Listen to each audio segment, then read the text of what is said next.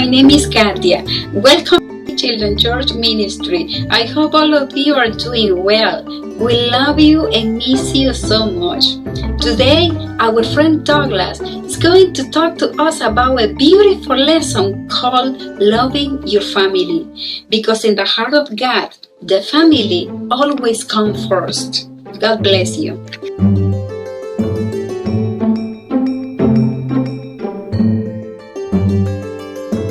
"45 days is a long time to spend with your family."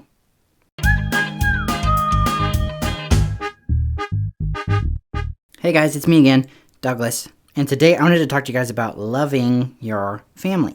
And for me, this is especially hard because I've been stuck with them for a long time. 45 days ago, they canceled school, and then a few days after that, they canceled church, and then they said that you gotta stay home. And I've been home with my family for a long time now. And I gotta tell you, my little brother drives me bananas. He does, and it's so weird though, because I love my family. I love my mom, I love my dad, and I love my little brother Steven.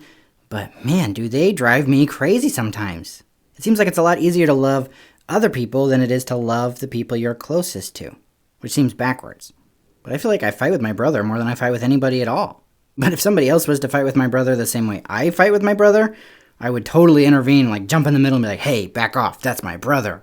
So I don't know why it's so hard to love my brother. Because I do, I love my brother.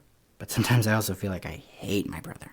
If I was given the choice between hanging out with my brother or hanging out with my friends, I would absolutely always choose my friends. And I don't think that's a good thing. Sometimes I wonder if all this stuff is happening so that we could come back together as a family and remember how important we are to one another. And it's funny because we know that the greatest commandments are to love God and to love other people.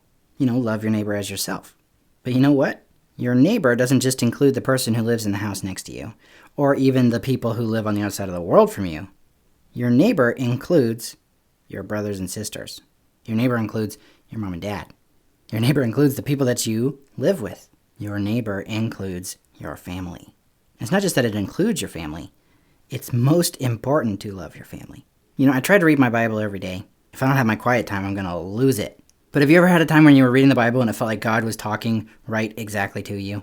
Well, there was this time just very recently where I was sitting down to read my Bible and I had just gotten in a big old fight with my brother and I was so done with my brother. I was thinking, if I have to put up with him for one more day, I'm gonna duct tape him to the ceiling or hit him in the head with a couch cushion or something. And as I was reading, I read this verse that really stuck out.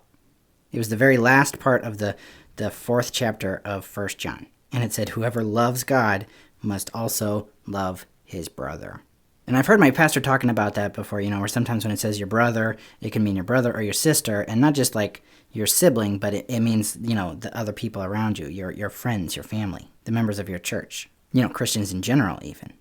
And so yeah, it can mean all Christians, but it also means my brother, my actual brother, Steven. And here's the thing, is I know that our families can drive us crazy, but that love we have in our family is something very special. In Proverbs, it says that a brother is born for adversity. And adversity is like hard times. So one of the many reasons why God gave us our families is so that they could help us through hard times. And one of the reasons God gave us to the families we're in is so that we could help them through hard times. So my challenge to you guys today is that you would love your family. And it can be really hard loving your family. It can be a lot of work.